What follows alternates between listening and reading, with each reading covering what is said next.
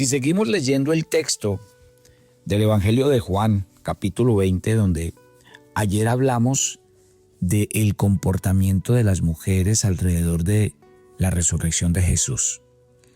Lo que más me llama la atención de hablar de resurrección es que a los que primero les costó entender, digerir y que fuera una revelación en la vida de ellos fue a los propios discípulos de Jesús. Pensar en la resurrección es pensar en un tema que cada día tiene que ser revelación en el corazón de cada hijo de Dios. El Cristo en el que creemos y del cual predicamos, al cual predicamos en su nombre, no está muerto. Es un Dios de vivos y es un Dios que tiene la autoridad, el poder, que le ha sido entregado todo dominio, autoridad y ha sujetado todas las cosas debajo de sus pies. Así que creo que es una muy buena oportunidad para que nosotros pensemos, reflexionemos y sobre todo traigamos al corazón qué tan cierto es que nosotros vivimos la vida de un Cristo resucitado dentro de nosotros. Quisiera que me escribieran en este canal de YouTube y me respondieran esa pregunta. ¿Es una verdad o no es una verdad el Cristo revelado y resucitado en la vida de cada uno de nosotros? Podemos pensar en que este Cristo revelado a la vida de cada uno de nosotros marca nuestro diario vivir. En Juan capítulo 20, Pedro entra primero, nos cuenta el texto. Ve los lienzos, las vendas que envolvían el cuerpo en el suelo. Pero el sudario, el paño específico que estaba sobre la cabeza de Jesús, no estaba tirado junto con el resto. Estaba doblado, puesto aparte, en su propio lugar. Y yo creo que este es otro de los detalles que hemos venido estudiando durante toda la semana, en que he hecho relevante los detalles de los detractores de la resurrección. Porque los relatos y las historias nos cuentan cosas que realmente lo que confirman es que para los discípulos esto no fue una historia inventada, sino que realmente cada relato, cada historia, mirando los detalles, los llevan a uno a ver que ellos mismos estaban confirmando todo lo que Jesús les había predicado y les había enseñado. Por ejemplo, a mí esto de que uno de los sudarios que tiene Jesús o que tenía Jesús estaba doblado, puesto aparte, ese trozo de tela que se menciona en este pasaje, nadie que roba un cuerpo en la oscuridad con guardianes que podrían regresar en cualquier momento se detiene a doblar un paño y a colocarlo ordenadamente a un lado. Ese no es el comportamiento de un ladrón, es el comportamiento de alguien que se tomó el tiempo de hacerlo porque podía, porque no tenía prisa, porque la situación estaba completamente bajo su control. Ahora, hay otro ángulo que los investigadores históricos han señalado durante siglos. Las vendas funerarias de esa época no eran como una sábana que se quita de golpe. Estaban enrollados alrededor del cuerpo con capas de especies y resinas que al secarse formaban algo casi rígido. Y para quitarlos de un cadáver había que desenvolverlas cuidadosamente o cortarlas. Pero los lienzos que Pedro vio no estaban cortados ni envueltos. Estaban en el suelo como si el cuerpo simplemente hubiera dejado de estar dentro de ellos, como una cáscara vacía. Juan entra después de Pedro y ve lo mismo. Y el texto dice algo muy específico sobre su reacción. Dice que Juan vio y creyó. No dice que entendió, no dice que resolvió el misterio. Dice, vio y creyó, y en ese orden la evidencia física lo convenció de algo que su mente todavía no podía articular completamente. Pedro, en cambio, se fue a casa admirando todo lo que había acabado de pasar y tal vez procesando sin llegar todavía a una conclusión. Y estos detalles, otra vez, ¿a qué me llevan? Dos hombres, la misma tumba, el mismo momento, pero también dos reacciones completamente distintas. Y eso es un detalle que habla de una honesta narratividad del pasaje. Porque si alguien estuviera escribiendo esta historia para convencer a la gente, haría que las reacciones de todos en el grupo fueran igual, que la fe de todos fuera instantánea, perfecta. Pero en cambio, el texto está hablando de la diferencia. Un Pedro confundido, un Juan creyendo, María llorando afuera, 3 personas en el mismo lugar, con 3 procesos internos completamente distintos. Así es como funciona la realidad, no una historia contada para hacérsela creer a la gente. Pero hay algo más en este capítulo que merece la atención. Mientras Pedro y Juan estaban en la tumba y mientras María estaba teniendo su encuentro con Jesús, allá afuera había una ciudad que seguía completamente ajena a todo lo que estaba pasando. Jerusalén en ese momento, que era una ciudad que podía tener entre 80 y 120,000 habitantes en condiciones normales. Pero recuerden, durante la Pascua, la cifra podía triplicarse.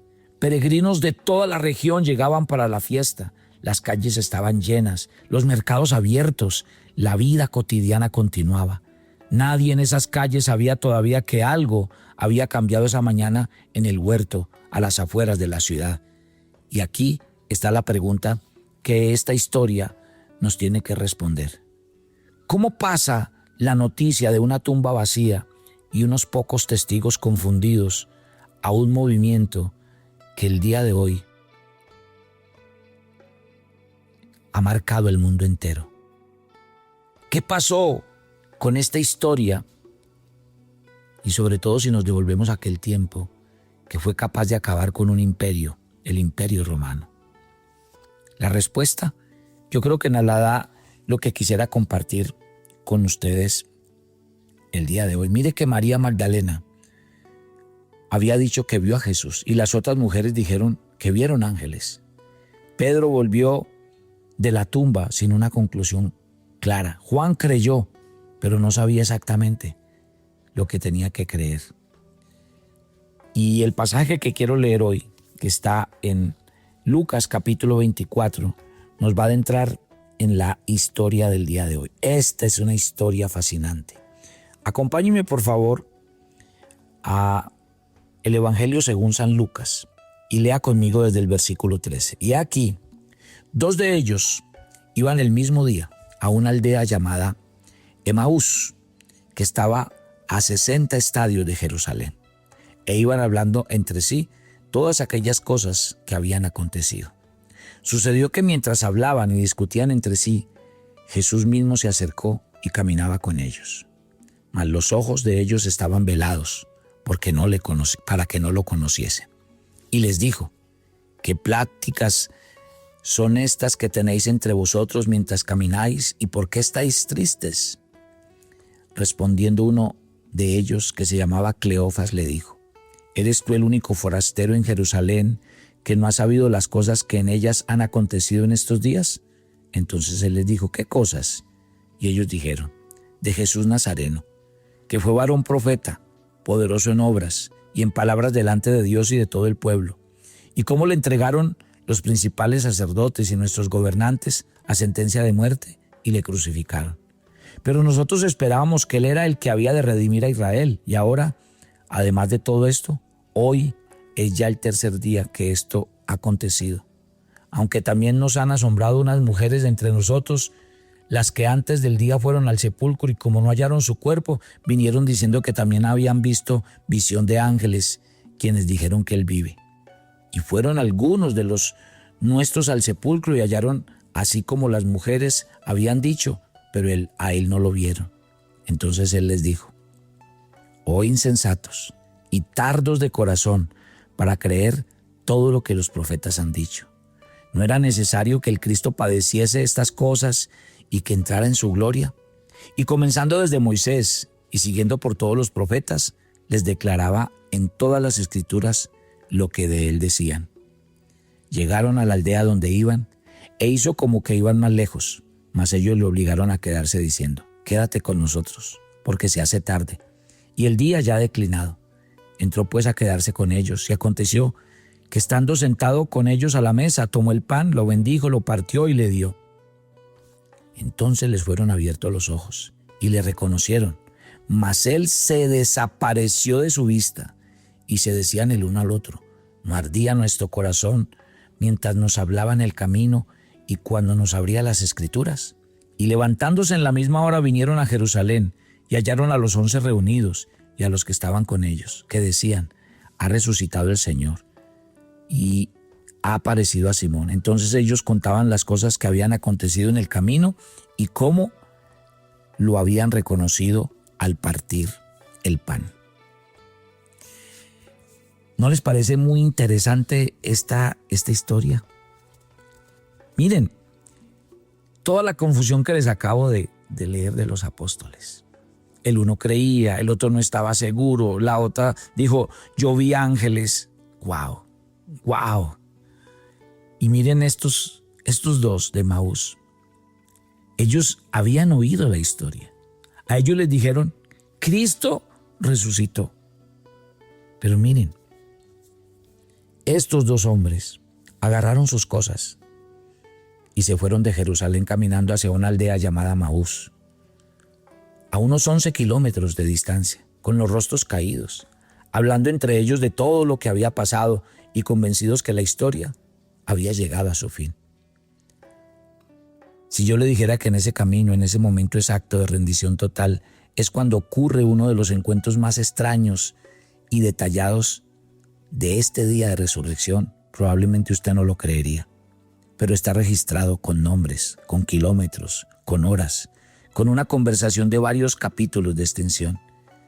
Y revela cómo es el reconocimiento, la fe y la evidencia de algo que se debe analizar con cuidado.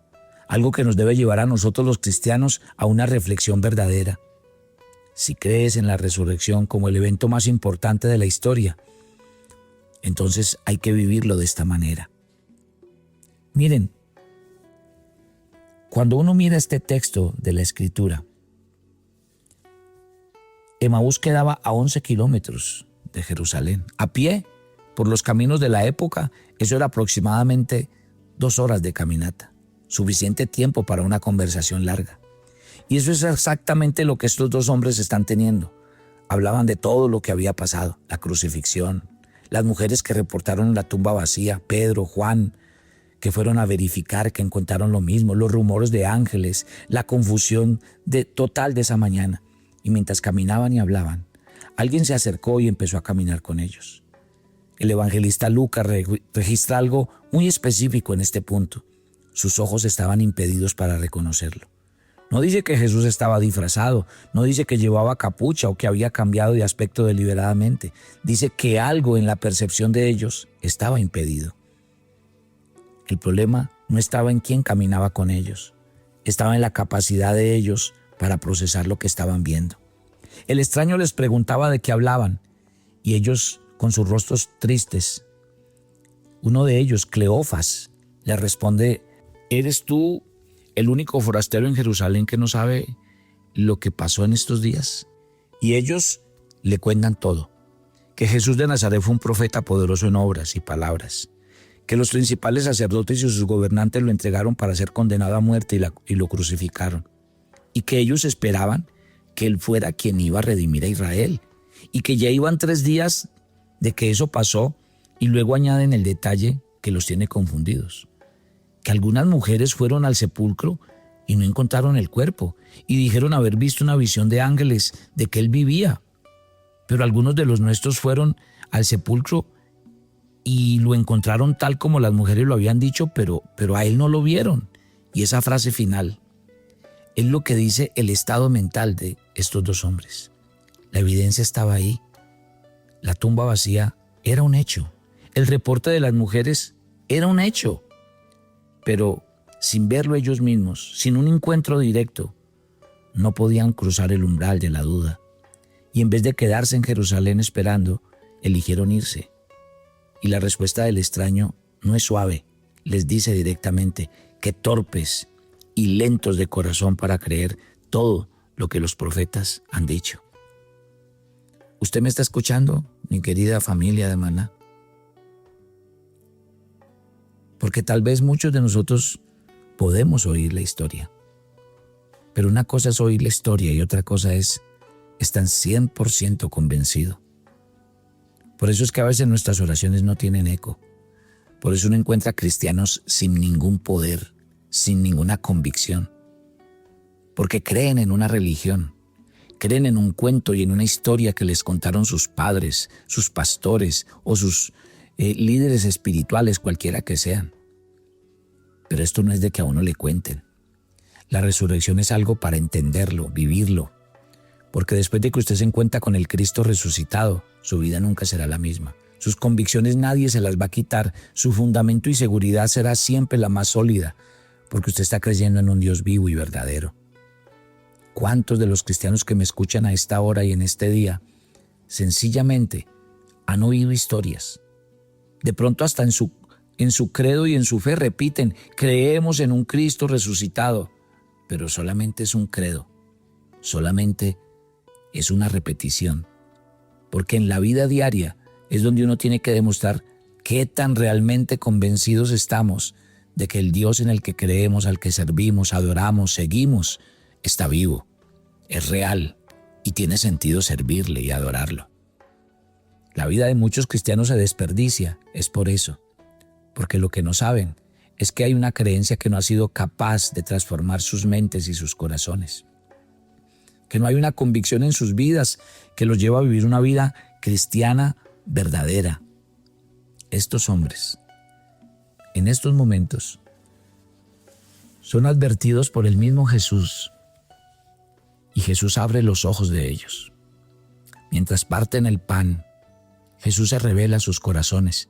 Ahora inmediatamente desaparece, sin ninguna explicación. Estos hombres lo único que necesitaban era este encuentro, porque miren, 11 kilómetros, 2 horas, una larga caminata. No lo dudan 2 veces y toman camino de regreso a Jerusalén para ir a decirle al resto, es una verdad. Ahí es cuando uno entiende, estos que se habían venido de Jerusalén porque todo había acabado, mírenlos ahora. Eso es lo que necesita el cristianismo. A todos aquellos que esta mañana se han ido de la realidad, se han ido del compromiso del cristianismo, yo los invito a volver como estos dos. Vayan, cuéntenle a todos, Cristo ha resucitado y es la hora de cumplir la gran comisión. Padre, gracias por esta mañana. Gracias por el comenzar de este nuevo día. Gracias por tu palabra en medio de nosotros, que nos habla, que nos ministra, pero sobre todo que nos hace un desafío. Dejar de repetir un credo para encontrarnos con el verdadero y único Dios. Tomar la decisión de estos 2 hombres de Maús, que habiéndolo dejado todo, porque no creían, porque pensaban que era el final, ahora están 100% convencidos y están dispuestos a dar su vida y su compromiso total por la obra. Gracias, Señor, por hablarnos al corazón y por ministrarnos cada día en Cristo Jesús. Amén y amén. Y yo los espero mañana en otro tiempo devocional. Bendiciones para todos. En Lucas 5, Jesús llevó a unos pescadores al límite de sus fuerzas. La red se llenó tanto que empezó a romperse. Entonces hicieron señas a los compañeros de la otra barca: «Vengan a ayudarnos». Y juntos levantaron la pesca. Esa escena todavía nos habla hoy. El mar es inmenso. A veces nuestros recursos son solo una barca. Pero cuando se unen varias barcas, la red se estira y se vuelve más liviana, lo que ayuda a nuestra misión. Dios no nos llama a competir, sino a compartir la carga. Por eso en Hechos 16 vuelve el mismo clamor: «Pasa y ayúdanos».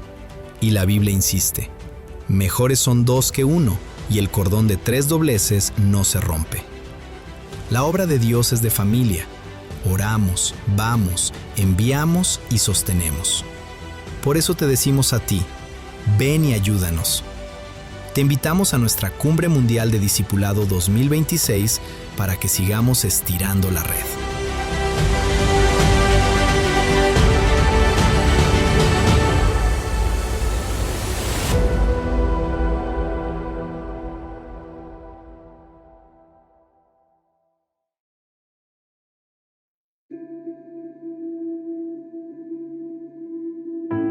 Muchas, pero muchas gracias, familia Maná.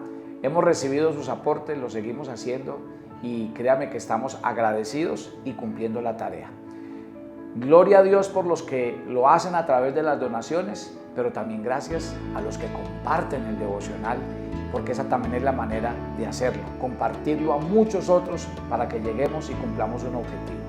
Dios les bendiga y sigamos haciendo la tarea de llevar el nombre del Señor.